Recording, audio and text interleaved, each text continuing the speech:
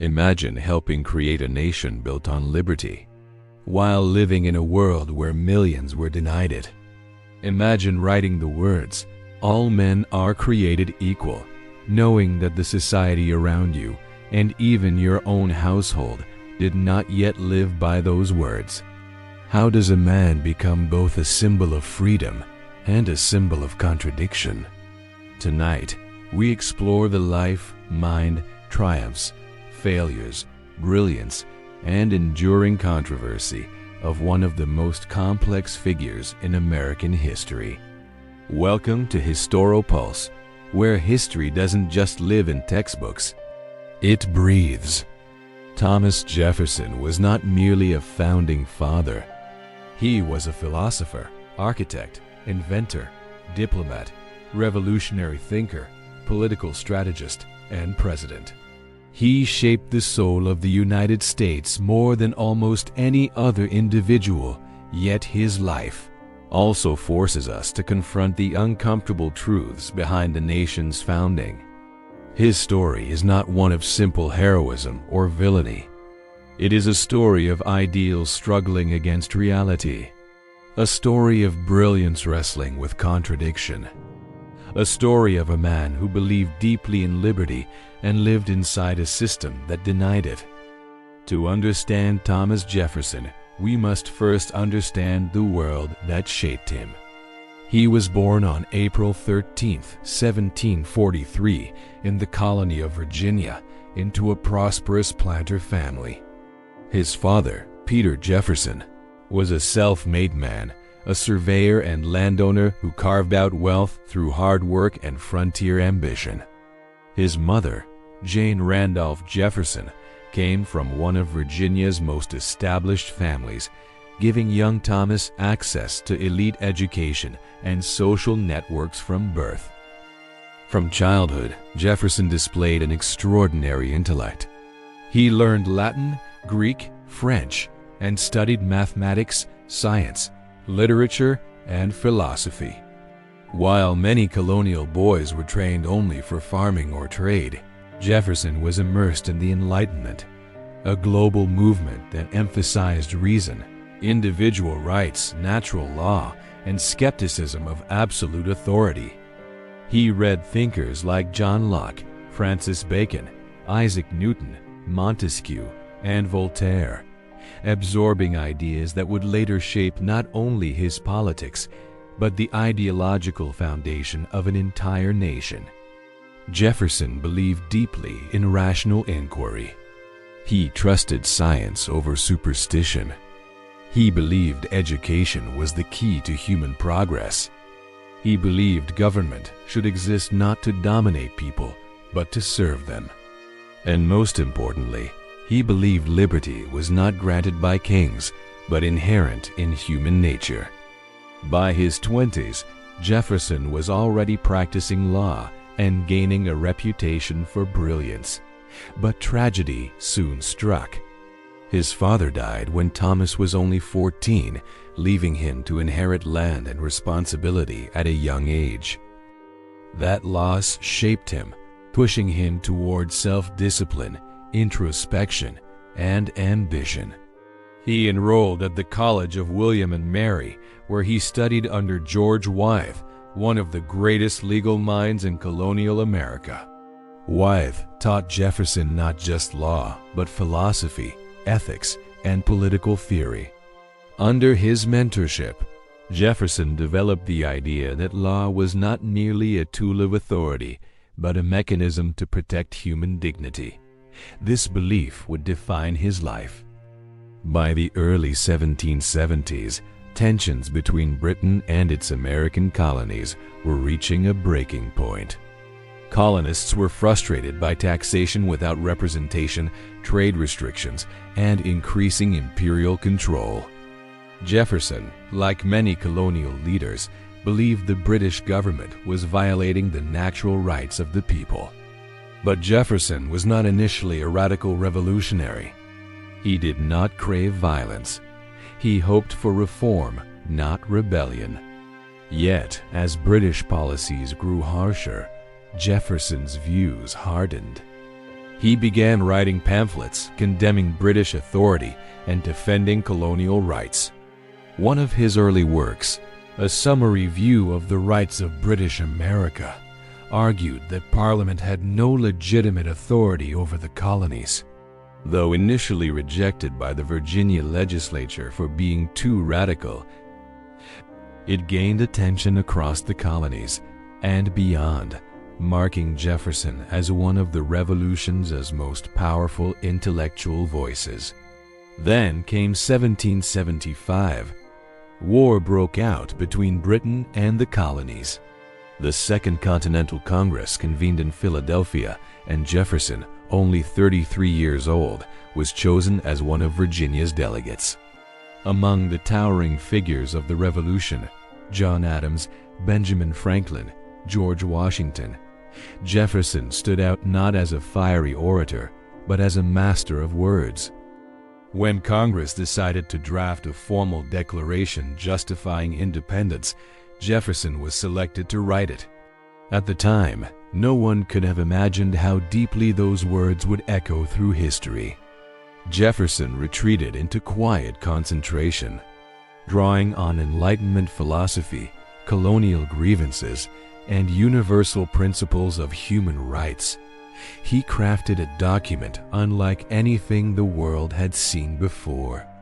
When he wrote, "We hold these truths to be self-evident that all men are created equal," he was not merely making a political claim, he was asserting a revolutionary moral truth, that legitimacy flows from the people, not rulers, that rights are inherent, not granted, that government exists to protect liberty, not suppress it. Those words did not simply justify American independence, they redefined the meaning of freedom itself. John Adams later said Jefferson had a happy talent of composition and a peculiar felicity of expression. Benjamin Franklin edited a few phrases, Congress modified others, but the heart of the Declaration remained Jefferson's. On July 4, 1776, the Declaration of Independence was adopted. Jefferson became immortal. But even in that moment of triumph, contradiction lived beneath the surface. While Jefferson proclaimed equality, millions in America remained enslaved. Women were denied political rights. Indigenous peoples were excluded entirely. Liberty, though proclaimed universal, remained unevenly applied. Jefferson himself owned enslaved people. This contradiction would haunt his legacy. Yet Jefferson did not see himself as hypocritical, at least not consciously. He believed slavery was morally wrong. He wrote extensively against it. He described it as a moral depravity and a hideous blot on American society. He feared it corrupted both enslaved people and slaveholders alike. But despite these beliefs, he continued to benefit from slavery throughout his life, financially, socially, and domestically. Why? The answer lies not in simple villainy, but in the brutal complexity of history, in a society structured so deeply around slavery that even those who opposed it struggled to dismantle it, especially when their own livelihoods were entangled within it. This does not excuse Jefferson, but it explains the tragic tension between his ideals and actions. After independence, Jefferson returned to Virginia and began working on reforms. He helped draft laws that disestablished the Church of England in Virginia, guaranteeing religious freedom. He supported abolishing aristocratic inheritance laws, breaking up concentrated wealth. He pushed for public education, believing an informed citizenry was essential for a republic to survive. In 1779, he became governor of Virginia during the Revolutionary War, a role he found deeply stressful. British forces invaded the state, and Jefferson was criticized for his inability to defend Richmond. Though he avoided capture, he felt personally humiliated and withdrew temporarily from public life. But history was not finished with him. In 1783, Jefferson was appointed to Congress under the Articles of Confederation. There, he drafted the Ordinance of 1784, which proposed banning slavery in all Western territories, an idea that narrowly failed by a single vote. Had it passed, the course of American history might have changed dramatically. Still, Jefferson continued pushing against slavery through policy rather than confrontation, believing gradual reform was safer than violent upheaval. In 1785, he was sent to Europe as the United States Minister to France, succeeding Benjamin Franklin. France transformed Jefferson. Living in Paris exposed him to European art, architecture, cuisine, science, and political thought at the highest level. He immersed himself in music, museums, wine culture, agriculture, and design. He became fluent in French. He studied farming innovations. He collected books obsessively. Jefferson believed beauty, knowledge, and culture elevated human character. He believed architecture should inspire civic virtue. He believed landscapes should reflect harmony between humanity and nature. And while in France, he witnessed the early stages of the French Revolution, observing firsthand what happens when inequality, debt, and aristocratic privilege collide with Enlightenment ideals. At first, Jefferson sympathized with the revolutionaries, seeing their cause as similar to America's struggle for independence. He believed monarchy was obsolete. He believed political power should belong to the people. But as violence escalated and the reign of terror unfolded, Jefferson became increasingly uneasy. While he supported reform, he feared chaos. He believed liberty must be built on reason, not bloodshed. Still, his experiences in France reinforced his belief that freedom, education, and civic responsibility were universal aspirations, not merely American ones. During this time, Jefferson was also navigating profound personal grief. His wife, Martha Jefferson, had died in 1782 after years of fragile health, leaving him devastated. On her deathbed, he reportedly promised never to remarry, and he never did. Jefferson adored his wife. Their relationship had been one of deep affection and intellectual companionship.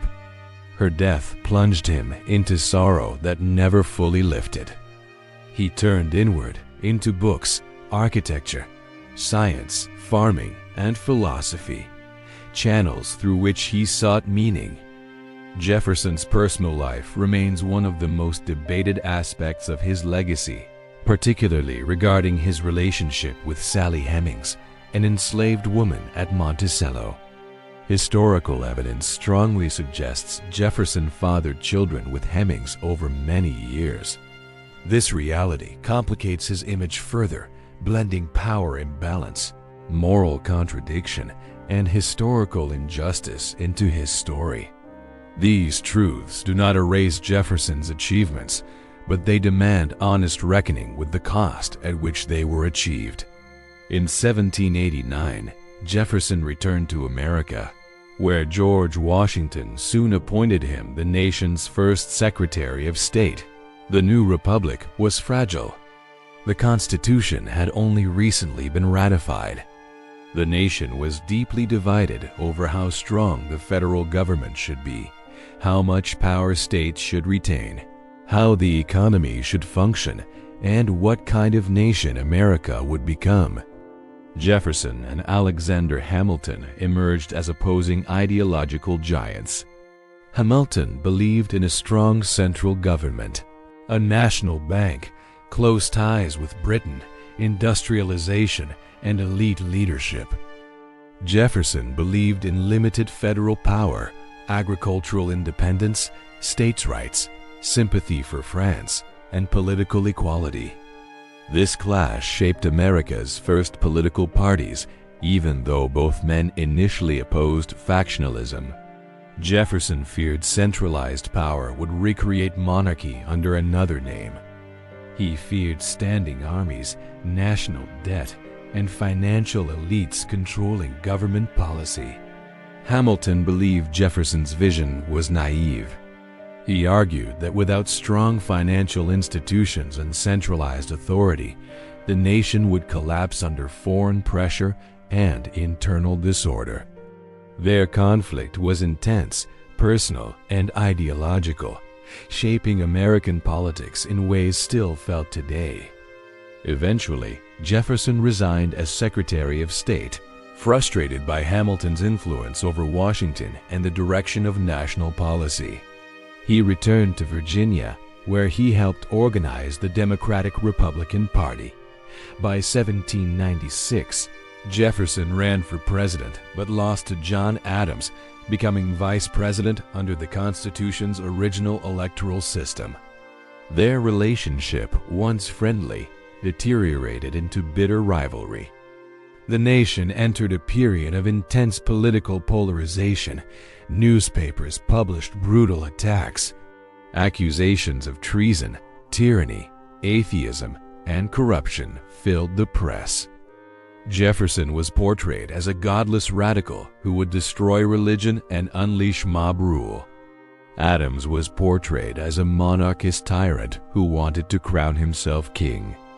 In 1800, Jefferson ran again and won. His election marked one of the most significant moments in Democratic history. For the first time, political power transferred peacefully between opposing parties. There was no coup, no civil war, no dictatorship.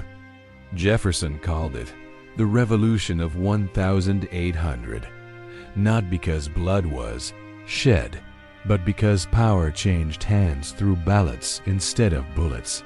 In his inaugural address, Jefferson sought unity. He famously said, "We are all Republicans. We are all Federalists." In 1803, Jefferson faced one of the most consequential choices in American history, whether to purchase the Louisiana Territory from France. At the time, the Mississippi River and New Orleans were vital trade routes for American farmers. When France regained control of Louisiana from Spain, Jefferson feared a powerful European empire at America's doorstep. He initially sought only to buy New Orleans, but Napoleon, struggling financially and militarily, offered to sell the entire territory. The deal would double the size of the United States overnight, but Jefferson faced a constitutional dilemma.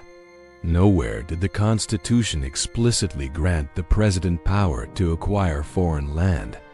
Jefferson, who believed deeply in strict constitutional interpretation, worried the purchase exceeded federal authority. Yet he also understood the stakes. If America didn't buy Louisiana, another empire might, threatening the Republic's survival. After agonizing debate, Jefferson approved the purchase. It became one of the most transformative acts in American history. Jefferson's presidency also faced international crises. Britain and France were at war, and both sides interfered with American shipping. British forces impressed American sailors into their navy, violating U.S. sovereignty. Rather than go to war, Jefferson chose economic pressure. In 1807, he signed the Embargo Act, halting American trade with foreign nations in an attempt to force Britain and France to respect U.S. neutrality. The result was disastrous. The embargo devastated American merchants, farmers, and shipbuilders. After 2 terms, Jefferson voluntarily stepped down in 1809, honoring Washington as precedent and reinforcing the principle that leadership in a republic is temporary, not permanent. He retired to Monticello, his estate in Virginia, not to rest, but to build. Jefferson designed Monticello himself, a masterpiece of neoclassical architecture blending beauty, function, and philosophical symbolism. Yet Monticello was also a working plantation sustained by enslaved labor. This dual reality stands as one of the most powerful visual metaphors of Jefferson's life. In retirement, Jefferson turned his attention to what he considered his greatest legacy: education. At age 76, Jefferson founded the University of Virginia, designing its campus, curriculum, and educational philosophy. Unlike other universities of the time, UVA had no chapel at its center, symbolizing religious freedom. It emphasized science, law, philosophy, languages, and reason over theological instruction. Jefferson envisioned a university free from dogma, a place where students could explore truth through inquiry, not indoctrination. On July 4, 1826, exactly 50 years after the Declaration of Independence was adopted, Thomas Jefferson died. He wanted to be remembered as the architect of liberty, intellectual and spiritual. Ironically, the man who championed independence died financially dependent on others. His final years were marked by financial distress. Despite vast land holdings, he lived beyond his means, inherited debts, and faced declining agricultural productivity. His obsession with books, architecture, hospitality, and experimentation drained his resources. So did John Adams on the same day. Two giants of the American Revolution, once rivals, later reconciled through a profound correspondence, died on the nation's birthday, half a century after helping create it. Their deaths felt almost mythic, as though history itself had closed a chapter. But Jefferson's story did not end there. His legacy remains one of the most debated, admired, criticized, studied, and contested in American history. On one hand, he articulated universal human rights more powerfully than almost anyone in history. His words inspired revolutions worldwide, from France to Latin America to anti-colonial movements centuries later. His vision of religious freedom reshaped modern democracy. His defense of civil liberties laid foundations for free speech, free press, and political dissent. On the other hand, he lived in contradiction to many of his ideals. He benefited from slavery. He did not free most of the people he enslaved. He failed to take decisive action against the institution that violated the very principles he proclaimed. Some view Jefferson as a flawed hero, a man of his time whose ideas transcended his circumstances. Others view him as a symbol of America's foundational hypocrisy, proof that liberty and oppression were built side by side. Both perspectives hold truth. Jefferson was neither saint nor monster. He was human, brilliant, visionary, contradictory, flawed. His greatness lay not in perfection but in aspiration, in daring to imagine a world governed not by kings or birthright, but by reason, consent, and human dignity. His tragedy lay in failing to fully live that vision, even when he understood its necessity. Perhaps that is what makes Jefferson so enduring, not because he resolved America's contradictions, but because he embodied them. America itself was born in paradox, liberty proclaimed alongside slavery, equality declared alongside exclusion, freedom championed alongside conquest. Jefferson did not invent these contradictions, but he lived within them, shaped them, and passed them on.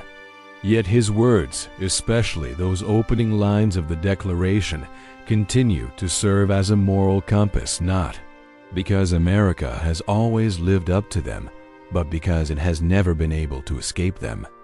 All men are created equal. Those words became not a description, but a promise generations have struggled to fulfill. Jefferson once wrote that laws and constitutions must evolve with the progress of the human mind, that no generation should bind another to outdated systems. He believed societies must renew themselves through reason and reform. He understood history was not static, but alive. And perhaps his greatest gift was not what he achieved, but what he dared to imagine. A society where power derives from the people, a nation where faith is free, a government limited by law, a future shaped by education rather than inherited privilege, a world where liberty belongs not to kings, but to humanity. Jefferson once said, "I cannot live without books," but perhaps more accurately, he could not live without ideas. He believed ideas shaped nations. He believed knowledge was power. He believed truth, though slow, ultimately prevails over tyranny. Even in moments of doubt, he held faith in human progress. He wrote, "The earth belongs always to the living generation." That belief, radical in its time, affirmed that the future belongs not to tradition, not to authority, not to the dead, but to those alive today. That idea still echoes. Today, Jefferson stands in marble on monuments, his words etched into stone, but his true legacy lives in debate, in classrooms, in courts, in movements, in revolutions, in struggles for justice, in arguments over freedom, equality, and rights. He is invoked by activists and politicians alike across ideologies because his words transcend any single moment in history. Yet understanding Jefferson requires honesty, not worship, not erasure, but reflection. Reflection on what it means to believe in freedom while benefiting from injustice. Reflection on how ideals can outrun actions.